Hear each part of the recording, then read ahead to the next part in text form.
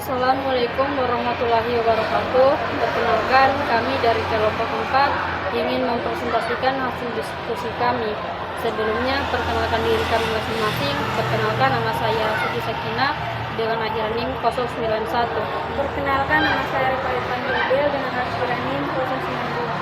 Saya Putri Nayambon dengan akhiran NIM 089. Saya Palestian Dalin akhiran NIM 090. Saya Stefan Mempuru dengan akhiran NIM 098. Saya Rahmadali Salalia dengan akhiran NIM 085. Baik, kami akan mempresentasikan hasil diskusi kami, yaitu perbedaan memori jangka panjang dan jangka pendek. Dari sisi waktu penyimpanan, memori jangka pendek hanya mampu menyimpan informasi dalam waktu singkat, sekitar beberapa detik hingga menit saja. Memori jangka panjang mampu menyimpan informasi dalam jangka waktu lama, mulai dari berhari-hari, bahkan seumur hidup. Dari sisi kapasitas, memori jangka pendek kapasitasnya terbatas. Umumnya hanya sampai 5-9 item informasi. Memori jangka panjang kapasitas hampir tidak terbatas.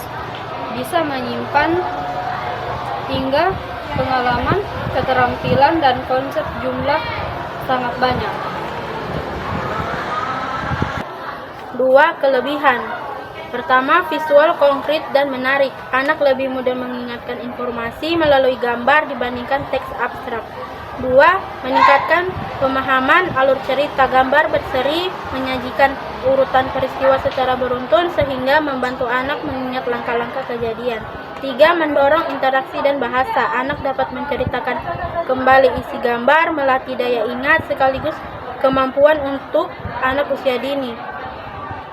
4. Cocok untuk anak usia dini sesuai tahap perkembangan kognitif. Anak praoperasional yang lebih mengandalkan simbol visual daripada abstrak. 6. Mudah digunakan. Guru sederhana, fleksibel, dan bisa dikombinasikan dengan metode bercerita atau bermain peran. Kelemahan. Pertama, keterbatasan makna. Jika gambar kurang jelas atau tidak sesuai konteks, anak bisa salah paham memahami cerita. 2. Ketergantungan pada media visual. Anak yang terbiasa dengan gambar berseri hingga mengalami kesulitan ketika beralih ke teks tanpa visual. 3. Kurang menstimulus imajinasi bebas. Karena anak sudah jadi, anak lebih sedikit berimajinasi dibandingkan ketika mendengarkan cerita tanpa ilustrasi. 4. Perlu variasi media. Jika digunakan terus-menerus tanpa kombinasi lagu, permainan, atau video, anak bisa cepat bosan. Terakhir, kendala teknis. Membutuhkan gambar yang sesuai usia, berkualitas, dan menarik. Jika seadanya, hasil kurang optimal. 3. Metode permainan game-based learning. Menggunakan aktivitas bermain sebagai sarana belajar. Tujuannya yaitu melatih daya ingat anak melalui pengulangan informasi dalam suasana menyenangkan. Contohnya itu permainan memory card atau mencocokkan kartu gambar berpasangan yang sesuai. Kelebihannya yaitu anak belajar tanpa merasa terbebani sehingga memori lebih mudah terbentuk.